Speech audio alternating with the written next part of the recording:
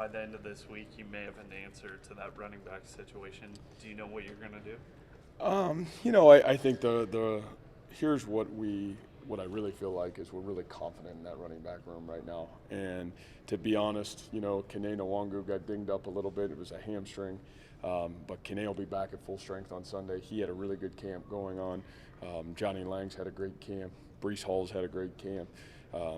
So Sheldon continues to do really good things. So I think to me what this is going to be, and I said this early on, it's going to probably be the first couple weeks till we sort that whole thing out and who's what and where can they go. But I do think the real positive for us is that whole entire room has done a great job. And I'll be honest with you, Jairell Brock, for coming in early, or coming in when he did, has really started to come on here the last week and a half. So we feel really confident in that room. I think it's going to have to play out a little bit. Even saying that, it'll play out a little bit of who's the starting guy next Saturday. But I think they'll all get reps and kind of work through the early part of the season. People talked about the wide receivers, too, as who's going to make up for the targets that Hakeem locked. It seems like you guys are pretty deep there, and it's just a matter of getting guys on the field. What have you seen overall, and maybe who stood out in that position? Well, I think that group's probably grown the most this camp, and probably just because getting some guys late like Pet and like Darren, going through the early stages of what are the expectations of Iowa State football. They didn't get that in spring practice. And, the first week, looked rusty, where you saw the second and the third week, these guys really starting to maybe show who they really are. So, I think this is a group that is going to continue to grow. Again, probably a little bit like the running backs. We've seen a couple more of those guys play. We know what Milton can do. We know what Jones can do. But I think those rest of those guys, we feel like there's a lot of talent there. You guys know this, like until the lights come on and you do it against other people, you can get the signal, you can get lined up, and then you can make the play. It's great that you're out there doing it in practice with coaches on the field and sometimes coaches off the field, but who can do it when the lights come on? And Joe Skates has had a really great spring to a great summer to now really good fall camp, so he's done a great job. Sean Shaw continues to work really hard. So, there's Landon Akers moving inside, I think, has been really good for us. So, you're talking 7-8 guys that have a lot of ability and continue to space those guys out. We're not even talking the tight ends right now. What have you seen from Wilson and Petway? Obviously, guys that get to the program and maybe have to play some catch-up. What do they do this camp? Well, they grinded through it a little bit, and I think that's easier said than done. Again, Darren got spring ball, at his junior college, and Pet didn't. So I think Darren was a little bit ahead conditioning football-wise. But again, both those guys have really grinded through it, the early part of it. I think struggled early, but really the last 2 weeks have been exceptional. And so I think guys that will really bring value. What value do they bring? They played. They know what college experience looks like so far. And you can see that experience and that growth really starting to take shape. So it's really helped the young guys out, and I think that room has really grown over the last 2 weeks, which is certainly a positive for us, and still a question mark for us too as we go into the season. Is Trevor Downing one of your five starting? At least I know you've always said you want the best 5 offensive linemen. Is he one of those 5? Yeah, I think those will be that's a hot competition right now, and until we get through the early part and big Tuesday, big Wednesday practices next week, I think it's too early to tell. But there's 6 guys fighting for 5 starting spots. But I think you'll see a lot more guys play than there have in the past, which I think that's a huge positive too, that we can sit up here and say that today. But Trevor certainly had an outstanding camp. In what ways has too? I heard maybe he got dinged up in one of the scrimmages. Yeah, we've had a couple guys that got dinged up, but the nice thing for us is we'll be at full strength come Monday, and I honestly I don't know when the last time that's happened. This has been the most physical camp that I've been a part of, and I thought we were a pretty physical team at Toledo. But I think this has been a really physical camp, and to be able to be physical and still, at this point, knock on wood, be fairly good shape health-wise is a real positive. Other than that physicality, in what ways has this end of preseason camp been different from end of preseason camp in 2016? Well, I think the big thing for us is just the growth mindset of the players in our locker room. We don't waste days. I think today was our 16th practice, and you haven't seen this team tail off. And to be honest with you, you've seen this team grow. And, I think a part of that was structured that way. I hope my growth has occurred too as a coach. I think we're a total different team back then than we are now, where now you're trying to grow them into preparing to play really well from the beginning of the season, where I think in the past couple of years you've been trying to continue to build to your foundation and what you're going to have to rely on, where I think this team's got that foundation underneath them and we're really able to build into fall camp. And, it's been a really good building session for this group, but I thought this group hasn't wasted a day yet, and I'm really proud of them. In what ways has the roster changed? Yeah, no, you're talking probably night and day in terms of where we are, and I think the credit in the roster, just grows to competition. You're looking at young guys coming in that are really talented, that are pressing the twos, the threes, the ones for playing time. I think that hopefully makes our special teams better. I think it makes the depth in our program better. But again, that's probably the biggest difference is, we've been able to now, going in 4 years, been able to recruit to a plan and, and got guys that love football that have worked really hard to better themselves and be the best version of them they can be. So that's probably the biggest difference. What battles do you still see, I guess, playing out heading into that first game? Yeah, you talked about some of those unknown areas a little bit. Obviously, the wide receiver piece, there's some really good players until we get out there and do it, and it'll take a while. My guess is to figure out who those guys are consistently. I think the same thing at the tailback spot. I think that see a little bit of that with the field safety position for us on the defensive side. How we continue to incorporate some of those really skilled guys at Sam linebacker. I think those are things that are all, as we went into fall camp, they were questions, and we don't leave fall camp. It's hard to say they're answered because we haven't played anybody. So I think until they're answered in front of our opponents and playing in real live game situations, it's hard to have an answer today. What have you seen at the same spot with Will and Pulvermacher? Yeah, I think a lot of the positives of what we saw prior to is elite athleticism, guys that can do some of the things that we've asked that Sam linebacker position to do in the past, and they got to be so multiple there because we asked that guy to do a lot of things. And those two body types, those two players have certainly had that kind of ability and have shown it. And so I think just the linebacker group in general has been really impressive. Orion Vance, player that's had an incredible fall camp, in my opinion, a guy that continues to push to be a major factor for this team, was last year, but I thought made great strides. Jake Hummel, and you're not even talking about what Mike Rose have done and certainly what Marcel have done. So, I think just the collective whole in general is really exciting for all of us. But, we feel like we've got some really good depth and the ability to do a lot of different things with that group. The weather forecast for next Saturday, a week from Saturday, there's no rain in it. That's positive. Then that's the biggest win we could have. But so looking back, how did that set you back?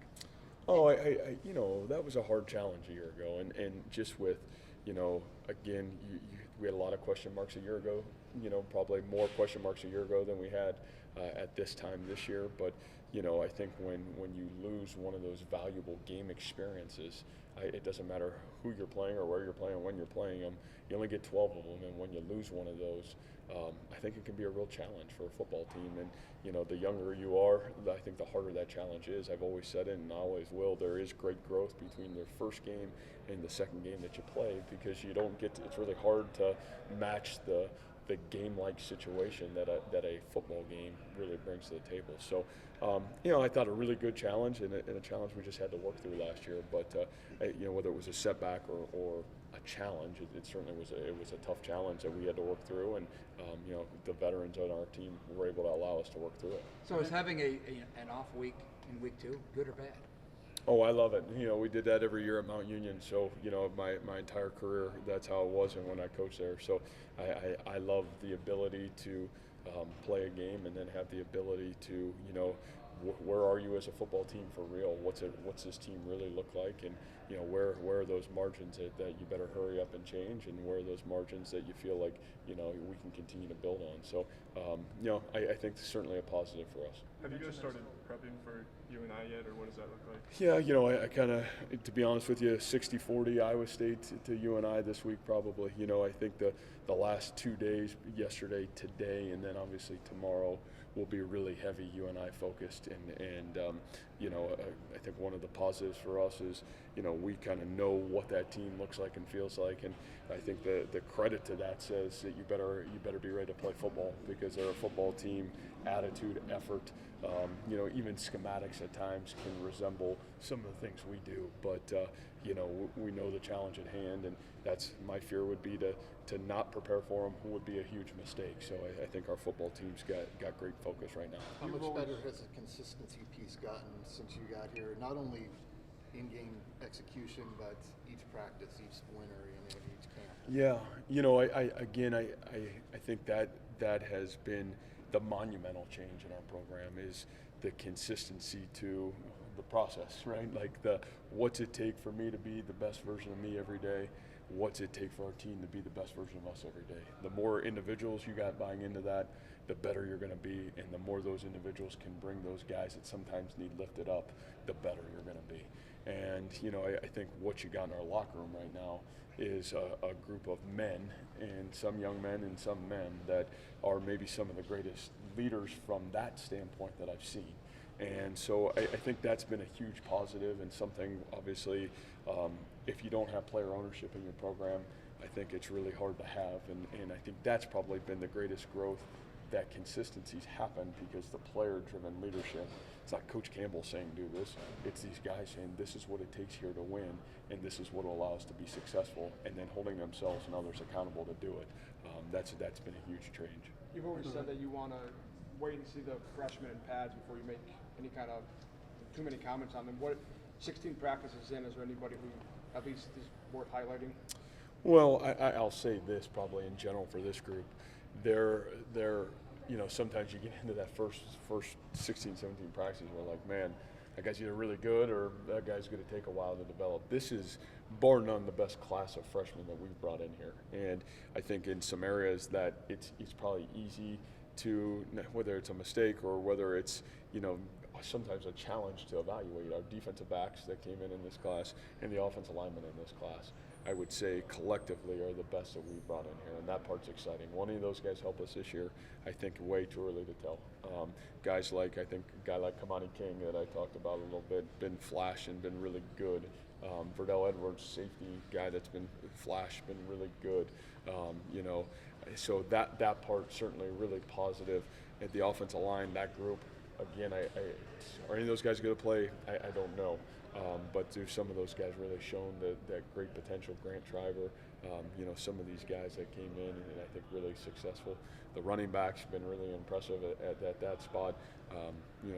Especially nice to have Brees come in early. I think that really helped him greatly understand the expectation of what it takes to play here. The tight end position, excited about. The defensive line position, Corey Suttle's a guy that's flashed and done some great things for us already with, Blake Peterson already being here, linebacker Eric Horn. So, are we really excited about that group? And, man, I really am. And I think it's a group of guys that somewhere down the line may help us and continue to push the depth of this football team. Is Trevor Downing more at left guard or right guard? Yeah, that's the nice thing about Trev is he can kind of go all three spots. He can play left guard, he can play center, he can play right guard. So, Trev's got a lot of value because he can play all those positions. So, like I said, we'll figure out what the best five are for us. But, Trevor's had a good camp and certainly pushing to be a part of that starting five at some point. Joe, your punter?